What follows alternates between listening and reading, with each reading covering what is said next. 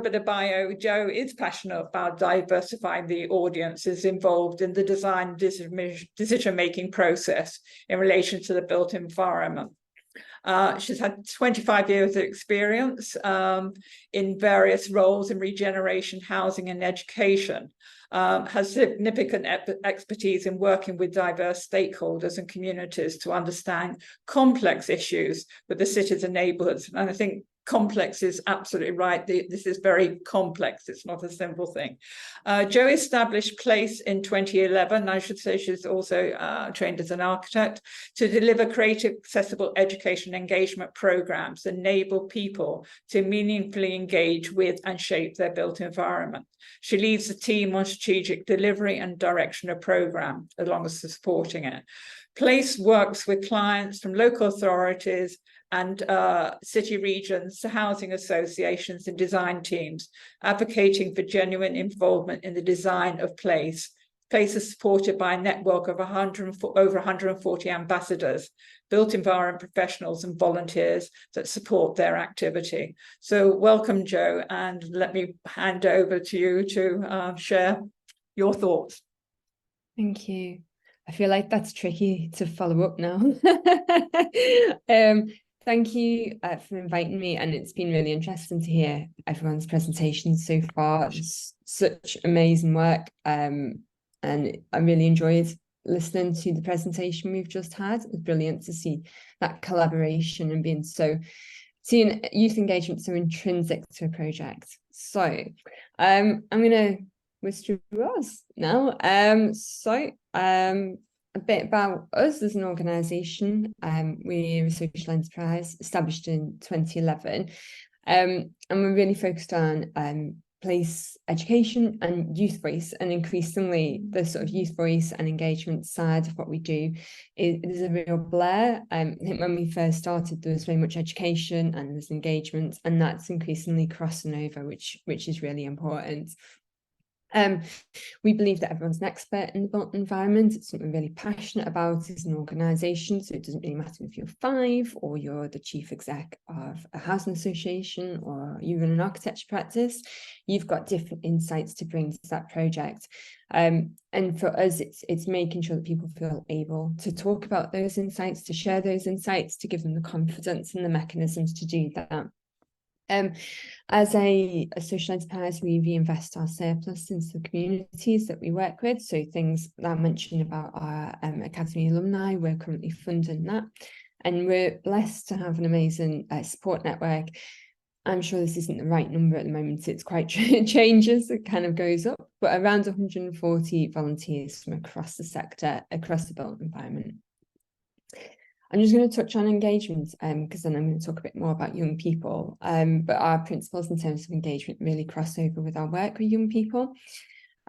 So we work as a combination, either as part of a design team at a tender stage on a project where we'll be commissioned to really act as the independent facilitator. So whilst we're part of a design team, we're embedded in that process. And then also directly for clients. And so that could be on the development of a brief or more strategic policy and thinking. And throughout everything we do, it's really around that collaborative approach and making sure that no one feels that their view is less valid than somebody else's, and looking to identifying issues, but then taking a positive step forward. So how do we develop those solutions together? How can we work through what might be going wrong locally? We really look to have a multi-stage engagement. So we'll do engagements and then we'll feed back to the design team. The design team will make changes. We'll share that again with the community. So that's a circular process. And very much quality conversations and hands-on. So we enjoy getting adults to make models as much as we do with young people. And I think what's really important is across as many as possible. So the majority of our projects consistently see young people as a key audience, whether that be as part of a bigger engagement piece or making sure that they have their own specific engagement mechanisms and methodologies within that project. So why young people? I think this has really been kind of covered, and I don't think there's loads I can add on this one really. I think, the skills, critical. The built environment is such an excellent resource for learning. It supports so many of those skills that are missing in schools at the moment, from the confidence and self-belief, and really those skills in terms of problem solving and creative thinking. Youth voice, and making sure that young people know their views matter and that they feel confident in sharing those voices. And also in terms of, as Neil was talking on earlier, really supporting those young people who perhaps are underrepresented in the sector. And when I say the sector, I mean the built environment in its broader sense, rather than just architecture, and helping to remove some of those barriers to access that do exist for communities. And I mean, very much young people's voices are just so often unheard when we're talking about design of places. They can be, in a very patronising sense, they may not know what they want, they might just want a fairground. And yet they're one of the groups most affected by change. And so making sure they are engaged and giving them that opportunity is critical. So our work with young people is around 30 to 40% of our work. And just in terms of, I guess, those value based in terms of the team, when I asked some of the team what they thought about the value and the importance of working with young people, very much around change, making sure change is equitable, making sure that the places that we're creating give young people the spaces that they need and they feel confident to be in, they feel comfortable being in. And I think very much, as Lily says, a city that's designed for young people is a well-designed city for everyone. So I'm going to talk about the Academy. So the Placed Academy, it's a 10-month programme. We launched in 2019 for 14 to 18-year-olds from across the Northwest. So we take on about 50 young people a year for our core programme. And it's shaped by our holiday programmes and our work with schools that we've been doing before launching the Academy, which were largely shorter programmes. And we were finding young people kept coming on multiple programmes, which was lovely, but it wasn't necessarily the journey we were trying to take them on. We realised there must be something missing. So we worked with some of our young participants, with the sector, with the university to develop a different programme. And so we launched the Academy. We're in our 6th programme at the moment, and it's effectively a summer school, it's monthly design workshops, it's skill sessions, there's mentoring from support from the sector, and then there's additional wraparound learning opportunities as well on this core 10-month programme. And we're really looking at giving those young people that confidence and that self-esteem and breaking down some of those barriers to access to make sure that the sector does eventually become much more representational. And I think this is critical. You mentioned, Victoria, about understanding the funding and making sure there is that buy-in from the sector. We've been really fortunate to have fabulous support over the years, so 54 different companies. Some have been involved from the start. And we've managed to secure the funding to allow us to deliver these programmes properly. But as well as the funding, they've also provided, our sponsors, our partners, provided their time, their skills, their mentorship and project briefs. Along with access to universities, so making sure young people can take that step across the threshold that perhaps people in their family haven't taken before. And in the last sort of 2 years with the Academy, we've seen an increase in terms of the youth voice aspect of what we're doing. And that's got 2 benefits, I think, really, in terms of the young people, making sure that they know their voices and their ideas are being listened to in working directly with clients, with design teams on real projects.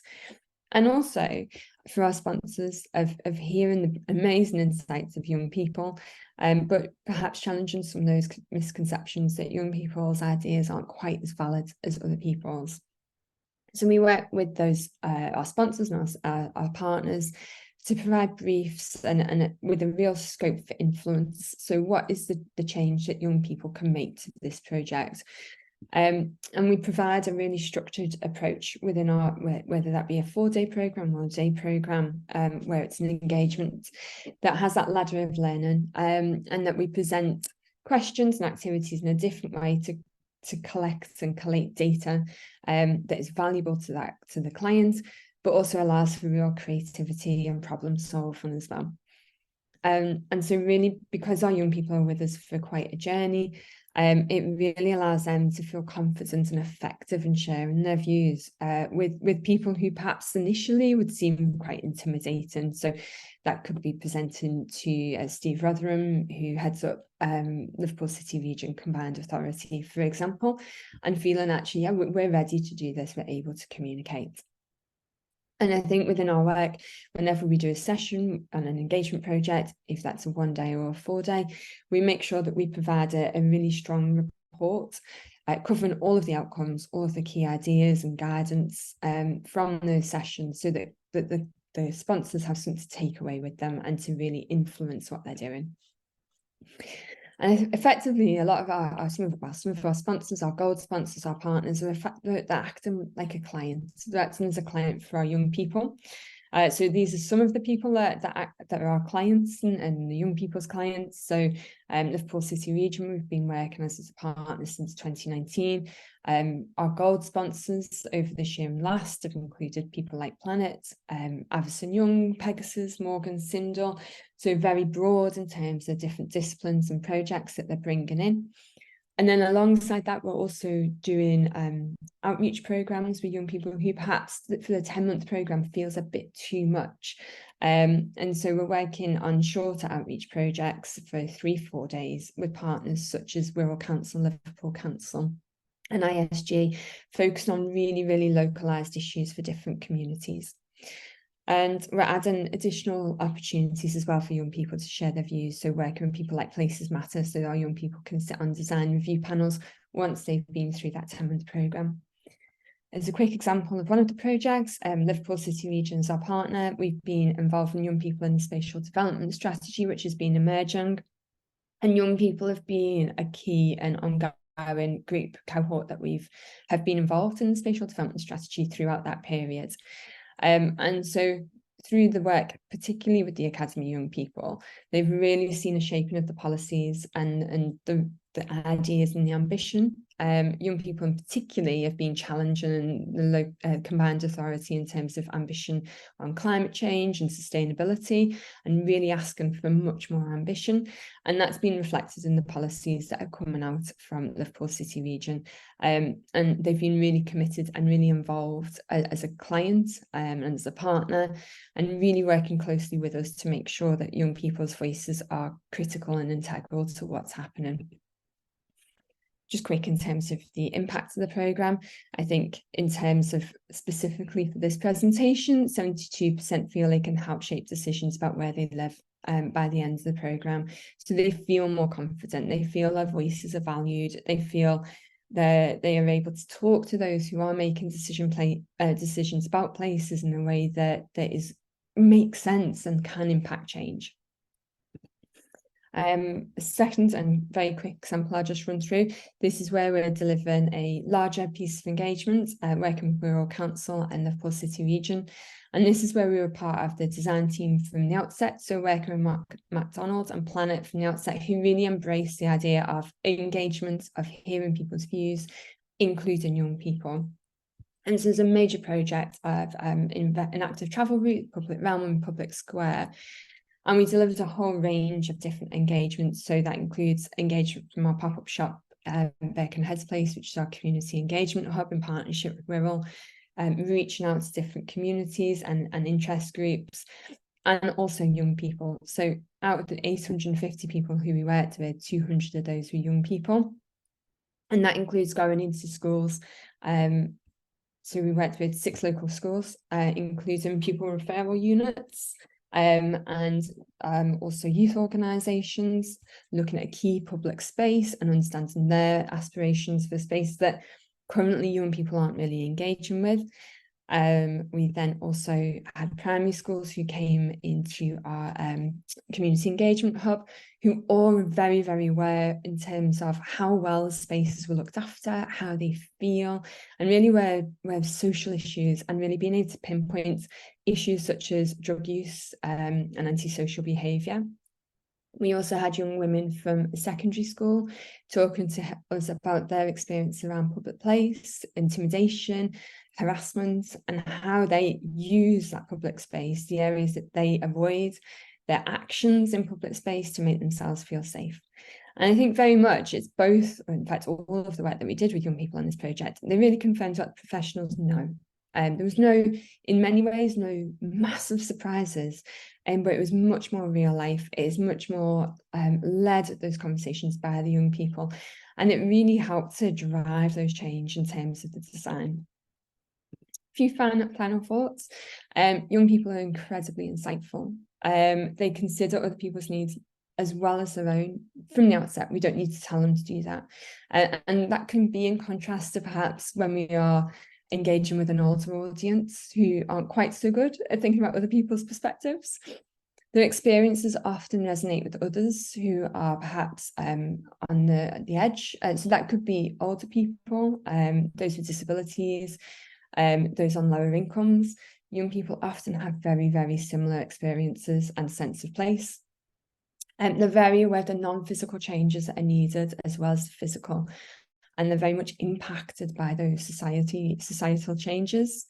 Clients and partners are always surprised. They are always blown away by what young people think and their knowledge and their eloquence in communicating their ideas.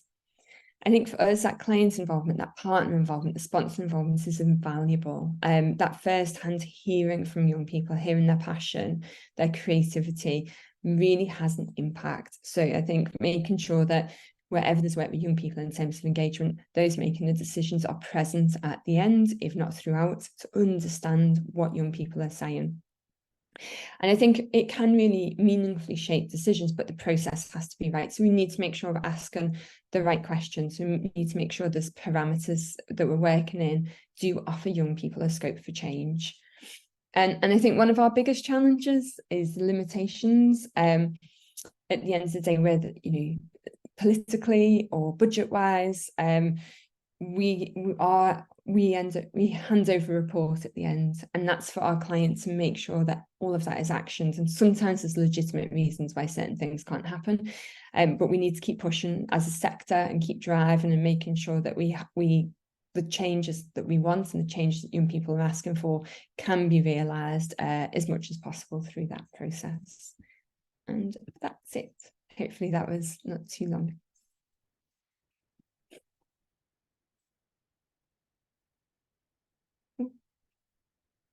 You're on mute.